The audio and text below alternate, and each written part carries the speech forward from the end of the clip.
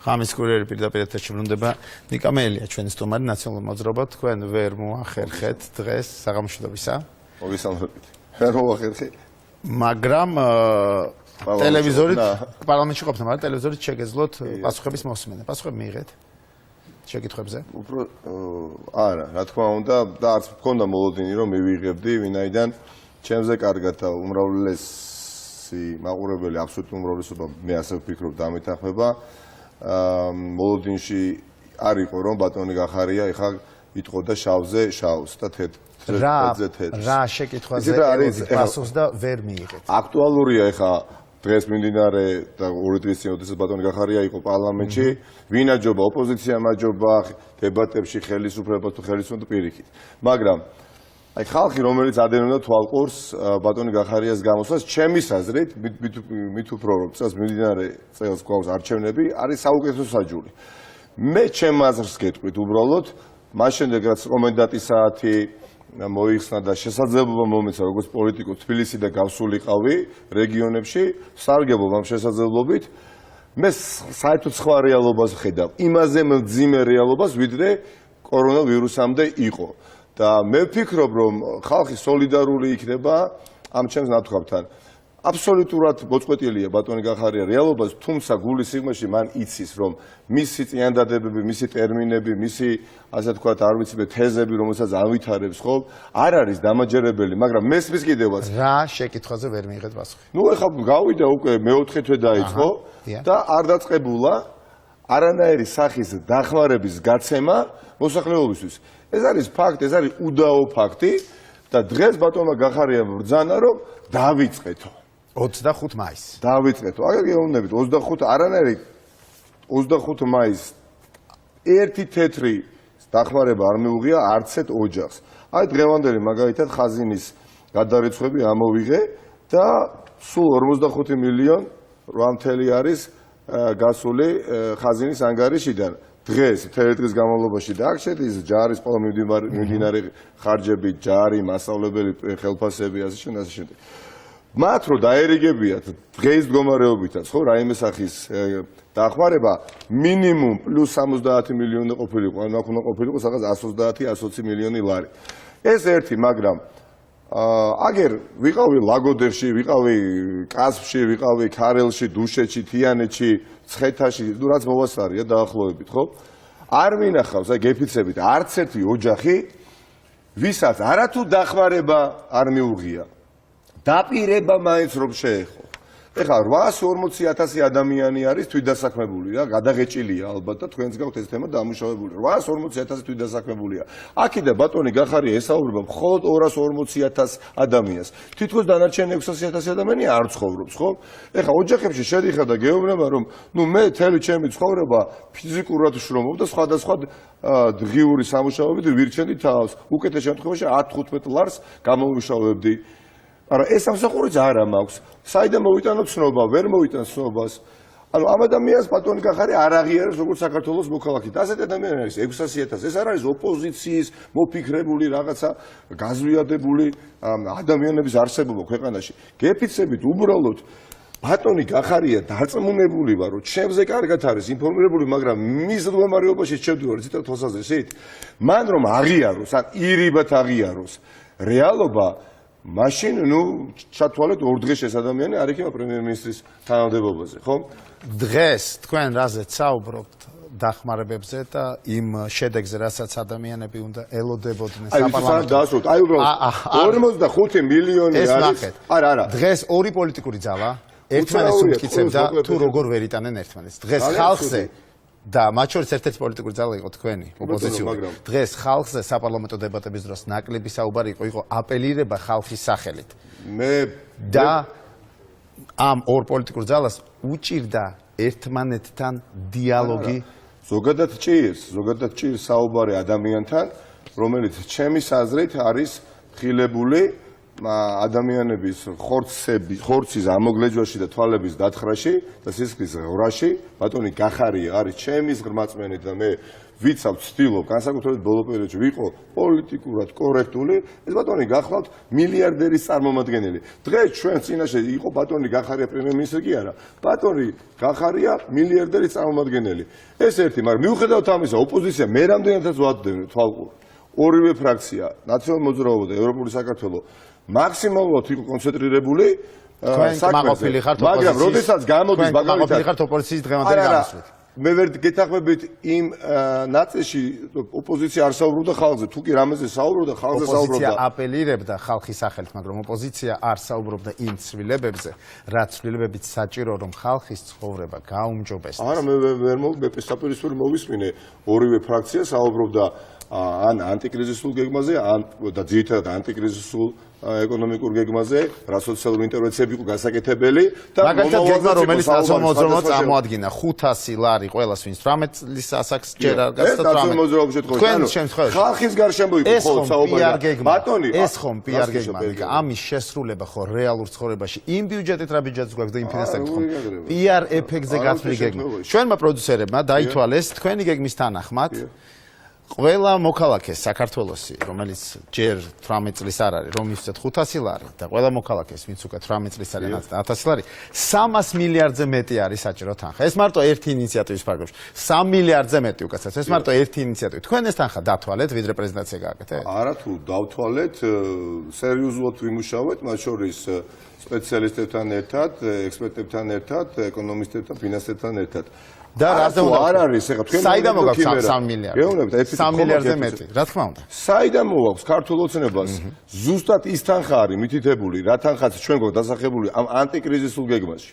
ანუ ჩვენ ვამბობთ რომ სოციალური ინტერვენციები ახლა უკვე 4 თვის თავზე, როდესაც ხალხი მართლა გაჭირვების მორებში არის, აი როგორ გითხრათ, ეხლა ვიყავი დუშეთში, ხო? ერთი მაგალითი არ შემიძლია არ მოგიყვანოთ და მარტო ხელა ქალბატონი ხვედენიაძე ქალბატონი ტასო და მითხრა რომ მე მაგალითად დღეს თავი უნდა ვირჩინო იმით რომ ერთ-ერთმა ქალბატონმა რომელიც აგარაკობს დუშეთში დამიტოვა ერთი ტომარა ლობიო და ეს უნდა გადავარჩიო და ამაში გადამიხდის 3 ლარს მეტი შემოსავალი არაფერი არ აქვს ბანკში ასე თქვა ვალია და პენსიას ვერ იღებს 3 მილიარდი საიდან მოგვა ჩვენ ვეუბნებით რომ აი ქალბატონი ტასოს ნაირი ადამიანი ან არანაკლებ ან უფრო მეტად გაჭირვებული ადამიანი ამ ქვეყანაში არის 2.700.000 ადამიანი, რომელიც გახარია მილიარდერის წარმომადგენელმა არ აღიარა 2.700.000 ადამიანს არც კი გაესაუბრო. საიდან? ჩვენ ვამბობთ რომ ბატონი გახარია ხო თავს იწონებს და ამბობს რომ 10 მილიარდი ლარი მოვიზიდეთ, ხო? გასაგებია ეს 10 მილიარდი ლარი გასაგებია რომ ტრანშებად წამოვა და შემოვა ჩვენს ქვეყანაში საერთაშორისო ჩვენი პარტნიორების დახმარებით და საერთაშორისო ორგანიზაციები ხელს გვემართავენ. აი 10 მილიარდი ლარი როგორ ნაწილდება? 5 მილიარდი ლარი მიდის საბაკო სექტორში, ანუ ბიზნესში და მეორე 5 მილიარდი ლარი მიდის ბიუჯეტში. აქედან 2 მილიარდი იქნება განკუთვნილი რისთვის? ის საშემოსავლო, ასე ვთქვათ, დანაკლისი, რომელიც გამოწეულია საგადასახადო შემოსავლების არარსებობით ეს 2 მილიარდი შეავსებს. 3 მილიარდი თანხა, 3 მილიარდი ლარის ოდენობით ბატონი გახარია ამბობს, რომ ამ 3 მილიარდს მე რასამს ნაციონალურ არა, მე გეუბნებით, იმ ბავშვი გეგმით 3 მილიარდ ლარს მე 6 თვით განვაწილვადებ, 6 თვის განმავლობაში. ჩვენ ვეუბნებით, ეს არის არათუ არასწორი მიდგომა, ეს არის დანაშაულებრივი მიდგომა, იმიტომ რომ ხალხი, როგორ გითხრათ, იცით, აი ტრაფარეტული და ბანალური ფრაზა ალბათ, ხო, ხალხშია. ხალხში ალბათ მომაბეზრებელია. ერთი და იგივე 3 მილიარდი. ეს ერთი, რაც შეეხება. დავასრულოთ ეს თემა. ერთი და იგივე მიმდინარეობს აპელირება უბრალოდ თქვენ შემთხვევაში თქვენ გინდათ რომ გაიცეს უფრო სწრაფად. ახალია შემთხვევაში ეტაპობრივად. ჩვენ კი არ გვინდა. ჩვენი გეგმის მიხედვით 4 თვის დაგვიანებით, როდესაც ხელისუფლებამ არანაირი სახის დახმარება არ გაუწია ხალხს, არის უალტერნატივო და უებარი. სწრაფი დახმარების პაკეტი ახლავე, ხო? ხელისუფლება რას გეუბნება? ხელისუფლება არ ამბობს, რომ მე ფული არ მაქვს. ხელისუფლებას ეს არგუმენტი არ მოყავს.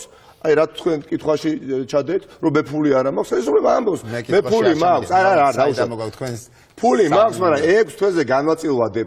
ანუ იმ საარჩევნო პერიოდს უკავშირებს ყოველ თვე ისეც ძალიან მცირე ნაწილს დაეხმარება საზოგადოებისას, თუ საერთოდ დაეხმარა. 600,000 ადამიანი არის დაპირების, ასე ვთქვათ, სუბიექტი ქართული ოცნების გეგმით. ხო, ჩვენ ვეუბნებით, რომ ყველას უნდა დავეხმაროთ. ყველას სოწლოვას 1000 ლარი და ყველას არასოწლოვას 500 ლარი. და ოჯახი მერე თავად გადაწყდეს, როგორ განკარგოს ეს თანხა, იმიტომ რომ 4 თვე დაგვიანდა სოფლიოში ერთადერთი პრაქტიკულად სახელმწიფოა. ეს ჩვენ მოვისმენთ ნიკ ამის გამეორება არის ჩემ გადრამ დიდრებისა, რომელსაც შემოსავალი აქვს 40,000 და ზემოთ ესეთი ოჯახი, ანუ ადამიანი არის მხოლოდ 90,000. თუ ქართული ოცნების მიზანი არის ეს დახმარება, როგორც თქვენ ამბობთ, გამოიყენოს როგორც წინა საარჩევნო პერფორმანსი, ამას ჩვენ გავარკვევთ გადაცემის მეორე. არა, ჩვენ რომ მიხარეთ, იცით რა, რომ ეს ხო პიარ გეგმაა. მე იმის დამტკიცებას ქართული ოცნება პიარ გეგმა რა წარმატებული პიარ გეგმა, მაშინ თქვენთან სტუმარად რო ვარ მოსული პიარ გეგმაა. ხო? პიარ გეგმა დაპირებას, რომელიც ვერ შესრულდება ქართული ოცნების გამო, იმიტომ რომ ხელისუფლებაში არ არის ხელისუფალი. ხელისუფლებაში არ არის ხელისუფალი.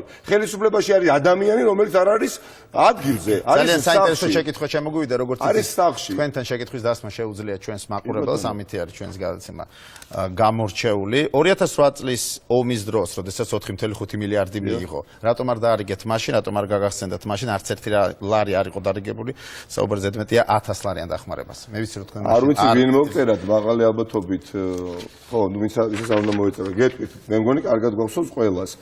უპრეცედენტოდ სამწუხაროდ ამის საჭიროება დაადგა ქვეყანაში, რეკორდულ ვადებში ზამთარი დასრულებული არ იყო წლის ბოლომდე. ყველა ოჯახს აუშენეს სახლი და თავისი ავეჯით, რემონტით და ეს ხარჯი იქნა გაწეული და მე მახსოვს და გადამოწმებული მაქვს, იმიტომ რომ ქართული ოცნება აპერირებს აქა-იქ. არჩევანი ქონდა მაგალითად ჩვენს ძვირფას დევნილს. ან აიღო თანხა ქეშით, ან სახელმწიფო უზრუნველყოფდა მისთვის სახლის აშენებას და სახლი არჩია უმრავლესობამ, ვინც არ არჩია მე გადამოწმებული მაქვს სახლის მშენებლობა, მას მიეცა კომპენსაცია 10,000 ლარის ოდენობით და ძალიან მნიშვნელოვანი გამოვიდა. გულუხვია მაშინ როცა თანხას თვითონ არ განგარჯვებს, თვითონ ძალიან მნიშვნელოვანი ამბავია. ერთი შეკითხვა აუცილებლად უნდა გაიცეს. ნაციონალური მოძრაობის დროს ეკონომიკურის და ეს თქვა. ამას ვიტყვით, ეკონომიკაზე ვისაუბრეთ. 6.2% იყო საშუალო ეკონომიკური ზრდა. 6.2% მიუხედავად ომისა, მიუხედავად ბომბების წვენისა, მიუხედავად ტანკების გრუხონისა, 6.2% იყო და ხელისუფლება, რომელიც მილიარდელის, ასე ვთქვათ, სათავეში ყოფნით მოვიდა ძალაუფლებაში თუ არ ვიცი, ჩაიგდო თუ როგორც არის და ხელს არ უშევს ამ მართვის საჭეს, ხო? 3.9% არის საშუალო და ეკონომიკური. დღეს მდგომარეობა. ანუ მთელი ნაციონალური მოძრაობა იმ არასრულ 9 წელიწადში. ძალიან მოგენატრა საპარლამენტო ტრიბუნაში. არა, 9 წლის განმავლობაში. მერე საქართველოს ორჯერ ნაკლები ზრდა ეკონომიკური. რატო? არა, ერთი წუთი. სხვა რამეზე ვსაუბრობ. აგვისტოს ომის მერე საქართველოს მიიღო დახმარება და ესეც იყო დიდწილად 4.5 მილიარდი დოლარი დამოკიდებული ის ზრდა, რაზეც თქვენ საუბრობთ. ქართული ოცნება წარმატებულია კოვიდთან ბრძოლაში? ხო, კი ბატონო, გაგცემთ პასუხს, მაგრამ მე უბრალოდ მინდა მოსახლეობასაც შევახსენო. ნაციონალური მოძრაობა, რომელიც ესოდენ არ მოწონს ბიძინა ივანიშვილს, და რატომ არ მოწონს ამაზე მერეც ვისაუბრებთ, როგორ ჰქონდა გაცილებით უფრო წარმატებული, ასე ვთქვათ, მთელი 8 წლიანი ციკლი ეკონომიკაში, ვიდრე მილიარდელის ხელისუფლებას ორჯერ ნაკლები ეკონომიკური ზრდა აქვს, ხომ? და წარმოიდგინეთ, ქვეყანა დღეს ნაციონალური მოძრაობის ეკონომიკური ზრდის ნიშნულზე რო ყოფილიყო, ანუ 6.2%-ზე, დღეს უფრო უკეთ გაუმკლავდებოდა ამ გაჭირვებას. მაგრამ თქვენი წინასწარმეტყვი რო იყო ქალბატონი წულუკიანი, ხომ? კი ბატონო, საუბრობდა მაღალ მატერიებზე, მაგრამ მე ვუსმინე, მე ვუყურე, მაინტერესებდა რა ფორმატი იყო. თქვენ გადაცემას გადახვევით მართალია, ხო, როდესაც მივიღებ მოპატიჟება და ესეთი ფრაზა თქვა ქალბატონმა წულუკიანმა, ჩვენ ვუმკლავდებით, ჩვენ სარგებლობთ წარმატებით. 2 მილიონ ლარს გაგანია იმაში, რა ქვია, კრიზისში რატო ხარჯავს ავეჯში? მინისტრი, ხო? რატო უკეთია მაგალითად თავდაცვის მინისტრს 300,000 ლარის ოდენობის ღირებულების საათი მაჯაზე და რატო ხარჯავს 200,000 დოლარს ბატონი ღარიბაშვილი ერთპირთა მოლაპარაკების გზით მაჯის საათებში? შესყიდვა განახორციელა თავდაცვის სამინისტრომ. ბატონი გომელაური, რომელსაც ეძინა, ხო, მაგრამ თქვენ ახლა იმეორებთ. თქვენ ახლა ახალ ამბებს, რომლებსაც ჩვენ ყვებით თელევიზიის განმავლობაში. ქართული უყურებს ამ ტელევიზორს. ყველა უყურებს ყველაზე მეტად. ვიან უყურებს რაღაც ნაწილი რომ ქართული ოცნება იყო თუ არა წარმატებული კორონასთან ბრძოლის. რა გულისხმობთ? თუ ქართულ ოცნებას გულისხმობთ მსოფლიოში შექმნილ პრეცედენტს უმძიმეს რეგიონში, როდესაც Washington Post-ის შეფასებით ჩვენ ვართ სიმშვიდის კუნძული, მაშინ როდესაც რეგიონში საკმაოდ მძიმე მდგომარეობა თითქმის ყველა მეზობელთან. Washington არ მახსოვს ახლა Washington Post-ი იყო თუ რაღაც Washington Times-ი იყო, რომელსაც მოყვა მე უბრალოდ ეს არ იყო Washington Post-ი, ეს იყო Washington Times-ი. ეს იყო Washington Post-ი. ადიდასი და ადიბას, მაგრამ კარგით. ხალხი არის საუკეთესო მსაჯული. თუ ჩვენ ავიღებთ კრიტერიუმად რომ და ამით შევაფასებთ, ხელისუფლება იყო თუ არა ეფექტური, შემდეგს თუ საარჩევნო კლიპები იქნა გადაღებული კრიზისის დროს, არის თუ არა ხელისუფლება ეფექტური, იყო ეფექტური, იმიტომ საარჩევნო კლიპებს იღებდნენ ზუგდიდში და თბილისში, ხახნო. მე ამას არ ვიგებ. თქვენ აბსოლუტურად სხვა არა, თუ ჩვენ არა ძალიან მარტივი. პირველი ტალღა, მაშინ როდესაც ძალიან ბევრ ქვეყანაში და უფრო დიდ ეკონომიკებში ვიდრე ჩვენ პირველმა ტალღამ საქართველოში წაიღოთ მხოლოდ 12 სიცოცხლე. და ჩვენ ინფიცირებულების რაოდენობა ჯერჯერობით გვაქვს კონტროლის ქვეშ 800. ვუპასუხებ. ეფექტური იყო თუ არა ეს? ვუპასუხებ. ჩვენ ახლა ვართ სრულიად სხვა ეტაპზე, ხომ? სადაც კრიტიკას ვერ უძებს ხელისუფლება. ამას ვერ განვაცალკევებ ერთის მეორესგან. გამორიცხული არის, ხო? თუ ჩვენ ეფექტურობას მივაწევთ ხელისუფლებას და ვიტყვით რომ აი ხელისუფლება ღონიერია, ძლიერია, შეასრულა და გაცემული ასე თქვა რაღაც დაპირება და ყველა გამოკეტა სახში, კი ბატონო არის ეფექტური, ხო? მაგრამ ვერ უძლებს კრიტიკას ის მოცემულობა, რომელშიც აღმოჩნდით რომ გადადიოდა ბატონი კალაძე, გადადიოდა ბატონი, არ ვიცი გვარი, ზუგდიდის მერი, სამეგრელოს გუბერნიის ხელმძღვანელობა და ფხნილით, სარეცხი ფხნილით რეცხდნენ ასფალტის საფარს. ნებისმიერი ადამიანი, და გეყოლებათ აქ ბატონი ცერცვაძე, ბატონი გამყრელიძე, იმნაძე ალბათ, გკითხეთ, რა როლს ასრულებს ასფალტის საფარის რეცხვა ეპიდემიასთან ბრძოლის ნაწილში? არაფერს. მაგრამ ინტელექტზე ახორციელებდნენ რა თუ ზეწობას შეურაცხყოფას ქართველი ხალხის ჩააცვეს ამ მართლაც ისედაც გაჭირვებაში მყოფ ადამიანებს დასუფთავების სამსახური და ღამის საათებში, როდესაც კომენტატის საათი გამოაცხადა, კალაძე რეცხავდა ქუჩებს. მე არათუ არ მჯერა. ხედავთ რა შემთავარი პრობლემაა. მთავარი პრობლემაა რომ თქვენ მარტო ამ 20 წუთის განმავლობაში ვიდრე ჩვენ საუბრობთ. არა, კითხები ისეთია. სულ საუბრობთ ოპონენტებზე. ჩვენ საუბრობთ იმ ხალხზე, რომელიც არა, ჩემო ბატონო, ვერ დაგეთანხმებით იმაში, ხა თქვენ მეკითხებით, იყო თუ არა ეფექტური ვირუსთან ბრძოლაში ხელისუფლება. ტყუილი ხო არ უნდა გითხრათ, რა ნაწილში იყო ეფექტური? იმ ნაწილში იყო ეფექტური, როდესაც უნდოდა რომ დისტანცირებული ყოფილიყო ხალხი ერთმანეთისგან და ორი დღით ადრე გამოაცხადა რომ თბილისი ჩაიკეტებავდა, ნახევართბილისი რეგიონებში გავიდა.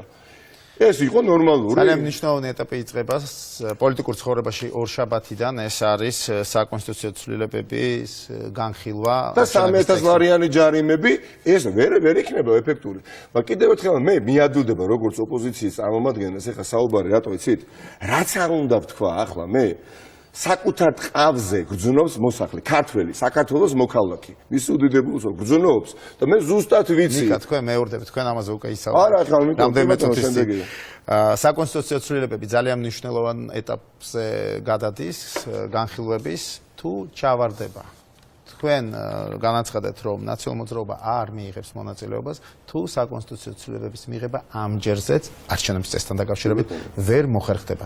თქვენ, როგორც ნაციონალურ მოძრაობა, გრძნობთ პასუხისმგებლობას? ნაციონალურ მოძრაობა პასუხისმგებლობას რომ გრძნობს, ამიტომაც ვჩებით ერთგულნი 8 მარტის შეთანხმების მიმართ. და 8 მარტის შეთანხმება იქნება შესრულებული, ნაციონალური მოძრაობა ბუნებრივი კენჭისყრაში მიიღებს მონაწილეობას და ხარს დაუჭერს საკონსტიტუციო ცვლილებებს, რომელიც იქნა მიღწეული, ნაძალადევად ვაიძულეთ ხელისუფლება, რომ მეტნაკლებად დაახლოებულ საარჩევნო სისტემა სრულად პროპორციული არ გამოვიდა ამ ეტაპზე, მაგრამ კომპრომისზე წავიდა ორივე მხარე, მაგრამ ხელისუფლება ნაძალადევად ჩვენ ეს ნაბიჯი გადავდგით შემხედრი, გამოუშვეს პოლიტპატიმარს ბატონ რურუას მესამე პოლიტპატიმ მარს, რომელიც სხვადასხვა შეგახსენებთ რა ბრალი აქვს მას წაყენებული. ის ბრალი, რა ბრალიც ჰქონდა წაყენებული, ბატონ ოშაძეს იარაღის ჩადება ბატონი ოქრუაშვილის დაკავებამდე დაუკავეს მას პირადი მცველი იარაღი რო ჩაუდეს და გამოუშვეს ხო საპროცესო თუ არ გამოუშვება. არ დაუჭერთ ხარს. თუ არ გამოუშვება, იმიტომ რომ შეთანხმება არ იქნება აღსრულებული და ასეთ შემთხვევაში ნაციონალური მოძრაობა კენჭისყრაში მონაწილეობას არ მიიღებს. იმ შემთხვევაში თუ უკლებლივ ყველა დეპუტატი ოცნების მისცემს ხმას საკონსტიტუციო ცვლილებებს. მაგრამ იმის გამო რომ ნაციონალურ მოძრაობამ ხმა არ მისცა ამ ცვლილებებს, ეს ცვლილებები ჩავარდება. თქვენს პასუხისმგებლობას ვერ გრძნობთ? არა, როგორ უნდა ვიგრძნო? როგორ უნდა ვიგრძნო? ეხლა თქვენ ისეთივე კითხვა დამისვით, ან მართლა რომ სერიოზულად პრეტენზია წამიყენოთ, რატომ არ მაქვს მე მაგალითად თქვენაირთვის მარცხნილობა, ხო? მე თავი ვიმართოთ. ხო, არა. როგორ ეხლა ძალიან კარგად ვიცით. არ აღსრულდა შეთანხმება, ჩემო კარგო. მოუწოდებენ მთელი საერთაშორისო პარტნიორები, არაერთი მაღალი თანამდებობის პირები, როგორც სტრასბურგში, ბრიუსელში, ვაშინგტონში, რომ შეთანხმების ერთგულნი დარჩით. და ამას ეუბნებიან ვის? ეუბნებიან ხელისუფლებას. ბატონი რურუ აბა ცხოვრებაში ვერ წარმოვიდგენდა რომ კონგრესმენებისა და სენატორების მიერ გავრცელებულ განცხადებაში იქნებოდა მისი სახელი და გვარი მითითებული, ხო? ფაქტია, ხო? პოლიტიკური ძალების და საერთაშორისო საზოგადოება ხო აღიარა რომ პოლიტიკური პარტნიორები ყავს და დიპლომატების მიერ. კი ბატონო. ეს მთელი სამუშაო შეიძლება წყალში ჩავარდეს. ჩვენ ძალიან გვინდა ხარი დაუჭიროთ.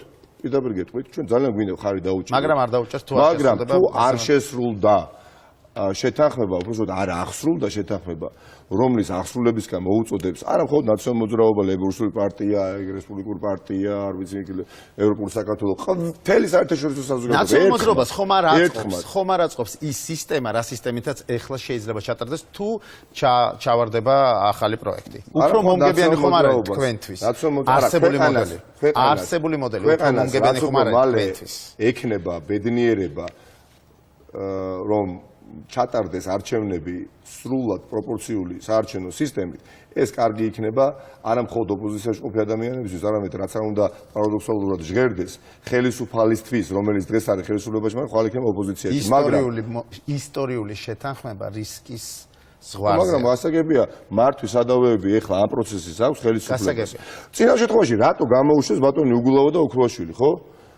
ჩვენ ამაზე არ ვსაუბრობთ. ხო, იმიტომ გამოუშვეს რომ ხელისუფლებამ აღიარა, რომ შეთანხმება არ სრულდებოდა. მაგრამ იმ შეთანხმებაში იყო სამი ფიგურანტი და მესამე ჯერჯერობით არის ციხეში. უნდა გამოვიდეს და ჩვენ მივაჭერთ, მე ვერ მივაჭერ გილაკს ხელს, მაგრამ 20-20-ის არჩევნები 2019 წელს თქვენი კანდიდატურა ციხილებოდა როგორც ზუგდიდის მერის, მაგრამ პარტიამ გადაწყვიტა რომ სანდრა ლულოვსი იქნება უკეთესი კანდიდატი, რომელმაც წააგო. სააკაშვილი ისევ იქნება აქტიურად ჩართული 20-20-ში პარტიის გადაწყვეტილებებში. სანდრა ლულოვსმა ბოლოს გამოთქვა სურვილი და მე რა თქმა უნდა ნაუდეგი არ ვიყავით სააკაშვილი იქნება ჩართული? არა, ორი კითხვა იყო, ერთ შეკითხვა. არა.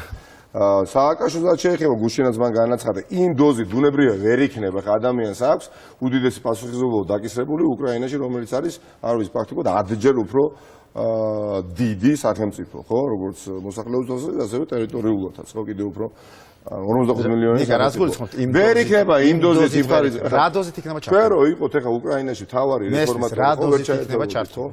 ბუნებრივია სააკაშვილი ვერ იქნება მთლიან და არც უნდა იყოს დისტანცირებული, ხო?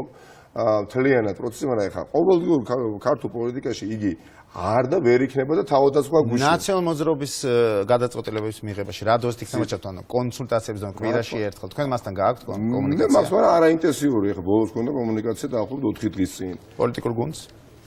ნუ რა თქმა უნდა, ახლა არიან ადამიანები, ვისაც აქვს, მაგრამ როგორ გამოიყურება ეს კომუნიკაცია? განიხილავს საკითხებს თუ რჩება საკითხებით? ძირეული ფუნდამენტური საკითხები, რომელიც მნიშვნელოვანია, რომ განიხილოს პარტიამ და ამის საქმის კურსში ხა არ იყოს ამ პარტიის დამფუძნებელი ჩაყენებული, ჩემი აზრით, რომ გითხრათ, რომ ეს ასე არ არის, თქვენ უნდა არ დამიჯეროთ და მართლაც იქნებით. მაგრამ ბატონი სააკაშვილი, ჩემი აზრით, ჩვენსაც რაც არ უნდა თქვენ არ გაგიკვირდეთ თქვენს ჩემს და ოპერატორების საქმესაც აკეთებს, ანუ ქართველების საქმესაც აკეთებს ახლა უკრაინაში, იმიტომ რომ უკრაინა არის და ეს ბედი მას ხვდა წილად და განგება მას უბოძა ეს შესაძლებლობა. მე მინდა მჯეროდეს რომ ამ შესაძლებლობას იგი გამოიყენებს. ვინაიდან უკრაინა არის სააკაშვილის შედეგებზე ვიმჯეროთ, როდესაც რეფორმები ჩაეშვება და დასრულდება. ვანო მერაბიშვილზე მიიღო გადაწყვეტილება ნაციონალურმა მოძრაობამ დღემდე კითხვის ნიშნის საბოლოოდ ჯერ პირველ რიგში მოდი ვთქვათ, ვანო მერაბიშვილმა უნდა მიიღოს გადაწყვეტილება რა თვალსაზრისით. ხო, ამ ადამიანმა ბოლოს, როდესაც გამოჩნდა მედიასიტეტში, თქვა ძალიან ნათლად, რომ მე მივიღებ გადაწყვეტილებას და ამ ყველაფრის შემდეგ საზოგადოებას ჩავაყენებ საქმისკურში, ანუ ინფორმაციას ჩემი პოლიტიკური მომავლის თაობაზე აუცილებლად გაგიზიარებ. ნაციონალურ მოძრაობას.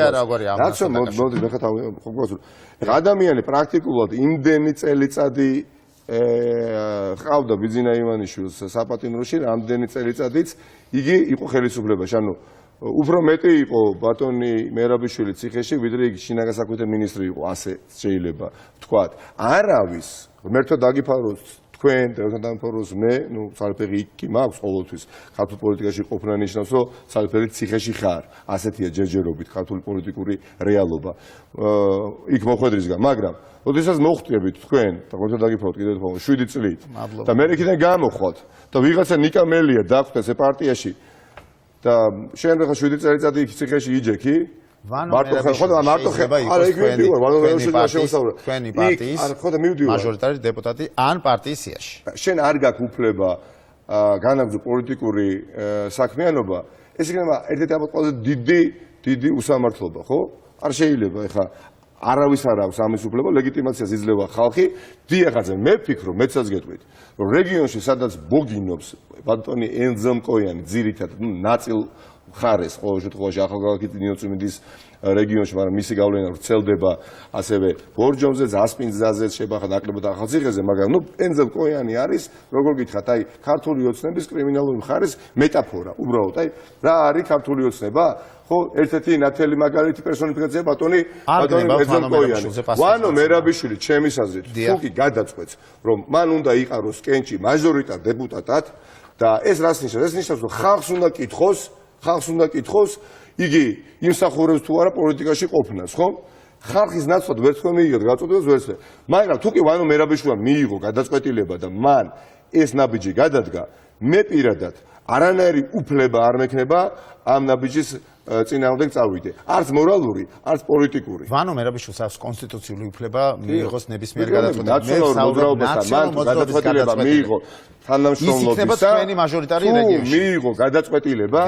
მე როგორც ნაციონალური მოძრაობის პოლიტიკური საბჭოს თავმჯდომარე, რა თქმა უნდა, ერთი ვერ ვიქნები წინააღმდეგი და ეს იქნება ძალიან არაპოლიტიკური, ასე ვთქვათ, ჟესტი ჩემის მხრიდან და არამორალური საქციელიც ეს ორი. მეტიც მე მივემხრობი იმ გადაწყვეტილებას, თუ კი იგი მიიღებს და დადგება, თქვენ გსურთ რომ ის დაუბრუნდეს ნაციონალური მოძრაობის. იგი შევიდა ციხეში ნაციონალური მოძრაობის წევრად და გამოვიდა ნაციონალური მოძრაობის წევრის სტატუსით. მაგრამ ერთი რამ ცხადია, უკვე შევიძლია თქვა, რომ როგორც დაახლოებით მილიონამდე საქართველოს მოქალაქე აქტიურად არის ჩართული ოლიგარქის წინააღმდეგ ბრძოლაში, როგორც მინიმუმ ბატონი მერაბიშვილი მას შემდეგ რაც იგი სამარტო საკანში და სხვაებიც არიან იქ სამარტო საკანში და ზოგს 9 წელით შეუსრულდება საერთო ჯამში და გამოვლენ და ისინი ალბათ მედიასთანაც ითანშმოლებენ და ეს სხვა საკითხია საუბრის კიდევ დიახაც დარწმუნებული ვარ რომ ეს ადამიანი იმსახურებს იმას რომ იყოს ერთ-ერთი იმ მილიონთაგან ხო მე მგონი გაგეცით პასუხი არ გავიქცე არც ერთი წამი ნიკამელიას განცხადება ღამის კურიერში როდესაც სტუმრობდით უკანასკნელი 8 წლის განმავლობაში ფუნდამენტურად შეიცვალა ნაციონალური მოძრაობა თავისი მიდგომებით და შეხედულებებით. ის ფაქტი, რომ ნაციონალური მოძრაობა ქართულ პოლიტიკაში ისევ აბრუნებს ვანო მერაბიშვილს, ეს ფუნდამენტალური ცვლილებაა. ვანო მერაბიშვილს კი არა, ვერც თქვენ და ვერც ნიკამელიას პოლიტიკაში ვერავინ ვერ დააბრუნებს. პოლიტიკაში აბრუნებს და პოლიტიკიდან აძევებს მხოლოდ და მხოლოდ ხალხი. ერთ სუბიექტს, მეორესაც, მესამესაც. პირდაპირ გეუბნებთ. რა შეეხება, ვანო მერაბიშვილი არ არის პარტიის გენერალური მდივანი. დიახ, პარტია არის განახლებული თავის მიდგომებში. არა მარტო უბრალოდ რომ ხა ნიკამელია, რომელიც მაგალითად წლების წინ იყო ნაციონალური მოძრაობის წინააღმდეგ და ხმაც არ აქვს ვიცემული და ბევრჯერ მაგას ხო? პარტია ნაციონალური მოძრაობა ჩემის აზრით იმითაც არის უკვე განსხვავებული, რომ ამ პარტიაში აღმოჩნდა უნარი გადახალისებისა, საკუთარ შეცდომებზე სწავლისა. ეს პარტია მზად არის პოლიტიკაში დააბრუნოს ვანო მერაბიშვილი, რომელიც სწორედ ამ პარტიის ხელისუფლებაში ყოფნის დროს, სწორედ იმ ბერკეტებით, რაც მას ჰქონდა მინიჭებული, სწორედ მაგ დროს გამოიყენა ეს ბერკეტები და ვანო მერაბიშვილი როგორ გამოდის, როგორ გამოდის, რომ თქვენთან სვლით პარტიას, მაგრამ სახეებს ის რომ ერთი წუთით რა დიახ, რა თქმა უნდა, ძალიან მნიშვნელოვანია. ის რომ მე ვარ ნაციონალური მოძრაობის პოლიტიკური საბჭოს თავმჯდომარე, ჩემის აზრით, მიხეილ სააკაშვილის დაფუძნებულ პარტიაში, ეს ნიშნავს თქო ამ გადმოსახედიდან, ეხლა ჩემი ზოგჯერ მეც კი ამჯერ, ამიტომ აბსოლუტურად სხვა შეხედულება მქონდა, რო არა ნაციონალური მოძრაობის, ასე ვთქვათ, ღიაობა და სურვილი რეფორმების გატარებისა პარტიაში, ნაციონალური მოძრაობის ავტო პოლიტიკური საბჭოს თავმჯდომარე იქნებოდა ნიკამელია, არამედ წევრიც არ იქნებოდა, ვერ იქნებოდა, უბრალოდ არ მიმიღებდა ხო ეს გუნდი. და ძალიან ბევრი არის ადამიანი ნაციონალურ მოძრაობაში და ნაციონალური მოძრაობის გარშემო კიდე პარტნიორები, რომლებიც არათუ არ იყვნენ ნაციონალური მოძრაობის წევრები და პარტნიორები, არამედ იყვნენ ბიძინა ივანიშვილის ანამორჩევლები ან გუნდის წევრებიც. როგორ ხდება, რომ ნაციონალური მოძრაობის გარშემო დღეს პარტნიორებად არიან თითქმის ყველა ის სუბიექტები, ვინც ბიძინა ივანიშვილთან მოვიდა ხელისუფლებაში 2012 წელს. რატომ შერჩა ბიძინა ივანიშვილს მაინდამაინც მხოლოდ ფარცხალაძე? როგორ შერჩა ბიძინა ივანიშვილს მაგალითად მაინც და მაინც მურუსიძე, ჩინჩალაძე, რომ მოდით დამეთანხმეთ, მურუსიძე და ჩინჩალაძე იყო ერთ-ერთი დროშა, რომელიც ეჭირა ქართულ ოცნებას 2012 წლამდე და რა მოხდა? მურუსიძე და ჩინჩალაძე დღეს დაწინაურდნენ. ქართული ოცნება ეს რატომ უნდა დარჩეს ხელისუფლებაში და ვერ ამბით, ვერც ერთი სუბიექტი ვერ გაბედავს ქართულ ოცნებასა კოალიციის ეკრას, იცით რატომ? იმიტომ რომ ქართულ ოცნებასთან თანამშრომლობა რას ნიშნავს, იცით? ჩემსა და თქვენს შვილებს ვეუბნებით, რომ მაგალითად თადუმაძე ბატონი ივანიშვილის პირადი იურისტი 2040 წლამდე იქნება უზენაეს სასამართლო თავმჯდომარე. ბატონი მურუსიძე იქნება 2035 წლამდე. ბატონი შოთაძე იქნება 2032 წლამდე. ნაციონალური მოძრაობის დროს დაწყებული რეფორმის შედეგად მოხდეს სასამართლოში, მაგრამ ბოლოს შეკითხვა აუცილებლად უნდა მივიღოთ ამაზე პასუხი. სად იქნება ნიკამელია 2020-ის არჩევნების დროს? თბილისში იქნება თუ ზუგდიდში? და ბოლოს მინდა გითხრათ, ის ნაციონალურ მოძრაობას ძალიან ბევრი პოზიტიური რამ გაუკეთებია, თქვენს ამას აღიარებთ დარწმუნებულად, მაგრამ არასოდეს არ გაურბივარ და არც თქვენ ეთერში გავიქცევი, რომ რა თქმა უნდა იყო მძიმე შეცდომები, გენებავთ ეხლა 12 შეცდომა იყო თუ დანაშაული. კი ბატონო, აბა რატო მივედი და 2008 წელს რატო არ მივეცი მიხეილ სააკაშვილის ხმა, მაგალითად არჩევნებში, იმიტომ არ მოწოდა. ხო, მაგრამ ხელისუფლებაში ყოფნა და მე ოპოზიციაში გადმოსვლა და 8 წელიწადი ოპოზიციაში კიდევ დამატებით ყოფნა რას ნიშნავს, იცით? ნიშნავს, რომ ეს ძალა კიდევ უფრო გაჯანსაღებულია ვიდრე ოდესმე. ნაციონალური მოძრაობა როდესაც დაფუძნდა და გავხსენეთ თქვენ კითხვას პასუხი. ზუსტად 2 წელიწადში მოვიდა ხელისუფლებაში. და ეს ხელისუფლება, ეს ძალა იყო რევოლუციური. მთელი ქვეყანა ძვირფასო მაყურებლებო, თქვენ იჯდექი თუ არა და ტაშ უკრავდი თუ არა, სატელევიზიო დაჭერებს. რა იყო ნაციონალური მოძრაობის ძირითადი დაპირება? ხო, მიხეილ სააკაშვილის კრიმინალის აღმოფხვრა და კორუფციის აღმოფხვრა და სატელევიზიო დაჭერები, საიდან წამოვიდა, დაკვეთა იყო საზოგადოების. მაგრამ მე თქვენ რო უთხარით, მიხეილ სააკაშვილის ნაციონალურ მოძრაობას ძალიან მაგარი ხარ. აი ეს აღმოფხვერი, კორუფცია, კრიმინალი, ასე შემდეგ, ძველი ბიჭი, კრიმინალი, კანონიერი ქურდი, მე აღარ მართვეს ფულს. მე მოთხოვე თქვენ დამოუკიდებელი სასამართლო. მაგრამ დამოუკიდებელი სასამართლო ვეღარ მოხერხდა წინა ხელისუფლების პირობებში. ვეღარ მოხერხდა. ეს პოლიტიკური არჩევნია. ბევრი რეფორმა ჩატარდა. სასამართლო ობიექტურია და პირუტყველი არასოდეს არ ყოფილა. 20 წლის არჩევნებში თბილისში თუ ზუგდიდში. ხო და კი ბატონო, ემას ძალიან მოკლედ გახსოვთ ახლა პასუხს, მაგრამ დამოუკიდებელი სასამართლო არასოდეს არც მეფის რუსეთის დროს ქონია, არც საბჭოთა კავშირის დროს ქონია, არც ზვიად განსახურდიას დროს ქონია, ცხონებულს გადასალდა 6 თვე, ხო საერთოდ, ხო? და ნაციონალური მოძრაობის დროს სასამართლო იყო კორუმპირებულიც და პოლიტიკურად ანგაჟირებულიც. კორუფცია აღმოიფხვრა, მაგრამ პოლიტიკური განკარგულებების გაცემა ვერა. ვაღიარა. ამ ხელისუფლების დროს რა ხდება? ამ ხელისუფლების დროს ვინ გასცემდა განკარგულებას? ერთი წუთით. აღმასრულებელი ხელისუფლება, ჩემო კარგო. ვინ რა მოგოწევი? ნაციონალური მოძრაობის დროს აღმასრულებელი ხელისუფლება გასცემდა განკარგულებას. მურუსიძე და ჩინჩალაძეები ვისგან იღებდნენ ბრძანებას? მურუსიძე და ჩინჩალაძეები ვინ იყვნენ? ალბათ იყვნენ აღმასრულებელი ხელისუფლების გაგრძელება, შტო დამატებითი. მაგრამ დღეს მურუსიძე და ჩინჩალაძეები არიან სათავეში საერთო სასამართლო ხელისუფლებისა, თუმცა ქართულმა ოცნებამ არ ვიცი მოახერხა ერთი ხელი. მე სწორედ ნაციონალურ მოძრაობის აღმასრულებელი კორუფციას დააბრუნა სასამართლოში. აღმასრულებელი ხელისუფლება რა თქმა უნდა, არა, მართავდა სასამართლო ხელისუფლებას თქვენ ეს ბრძანის. დამოუკიდებელი იყო სასამართლო ნაციონალურ მოძრაობის დროს. ვინ ავალებდა აღმასრულებელი ხელისუფლება შემოგაგებათ ვიცი ძალიან კარგად. ერთი გვარი მაინც ცნობილია აღმასრულებელი არ არსებობდა სასამართლო ხელისუფლება დამოუკიდებელი როგორც ასეთი. რა თქმა უნდა, გვარი არ გინდა გითხრათ. არ მინდა გითხრათ როგორც მთელი ხელისუფლების აქ ცალკეული ადამიანის მოფისვიდეთ წუთით განსხვავებით ავიცი შეიძლება რამდენი პოლიტიკოსი არ შეიძლება ჯოხის გადატეხვა ერთ ცალკეულ ადამიანს. კარგით. თლიან ხელისუფლების პასუხისმგებლობა იყო ის, რომ ქვეყანაში 9 წლის განმავლობაში სასამართლო რეფორმები ვერ გატარდა, მაგრამ ამ ხელისუფლებამ რა გააკეთა? ვისაც თქვენს აგინებთ, ვისაც თქვენს ლანდშაფტს, აბა საზოგადოებრივ იქიდანაც, ხო? ის ადამიანები დღეს ყავთ 2040 წლამდე დანიშნული. შვილი გეყოლებათ, შეიძლება შუთაშვილიც და მურუსიძე იქნება 2040. სად იქნება ნიკამელია? ნიკამელია იქნება თბილისში თუ ზუგდიდში? ან თბილისში ან ზუგდიდში. არ გადაგიწყვეტიათ? არა. თქვენი გადასაწყვეტია თუ ისო პარტიას უნდა გქონდეთ? არა, ნუ ჩემის აზრით ეს გადაწყვეტილება მიღებული უნდა იქნეს არა მხოლოდ ნაციონალურ მოძრაობაში, არამედ პარტიებთან, სხვა პარტიებთან შეთანხმების ერთიანი ფრონტი, რაზეც საფუძველს მე იმედი მაქვს, რომ ჩვენ მივახცევთ შეთანხმებას საერთო მაჟორიტარებზე სხვა ოლქებში, თუ ეს ვერ მოხერხდა, არ არის პრობლემა, ჩვენ მინიმუმ იმაზე შევთანხმდებით მე მჯერა, რომ მეორე ტურებში მხარს დაუჭერთ. აგერ გამოდის ლელო პარტია და ნიკა სამწუხაროდ ჩვენ უღრმესი მადლობა. თქვენ თბილისი გირჩევნიათ ის თუ ზუგდიდი? მე მირჩევნია ის საქართველოს, სადაც არ იქნება ოლიგარქი. სიცხველია ხა დავფიქრეთ. თქვენ როგორც ინგლისში ხო იყავით? აი მიხეილ სააკაშვილი იყო, არ მოგწონდა დაუშვათ, ხო, მაგრამ იქ იყო. კარგს გააკეთებდა, შეაკეთებდა, სულს გააკეთებდა, აგმოვდით და ამ ქვეყანას ყავს ოლიგარქი. თბილისი გირჩევნიათ თუ ზუგდიდი? იცი რა მეკითხეთ, ყველა შეკითხვა როგორ მინს ოლიგარქმა. ნიკას ურჩევნიათ თბილისი თუ ზუგდიდი? როგორც მაჟორიტარს. როგორც მაჟორიტარს. ნიკა შემელია შეიძლება თათმინდაზეც იყოს, გდანშიც იყოს, ყველგან, სადაც საჭირო გამხდები. ზუსტად 6 წუთში პირდაპირ ეთერში დავბრუნდებით, დარჩეთ რუსთავი ორსი. არ გადავწყვეტ.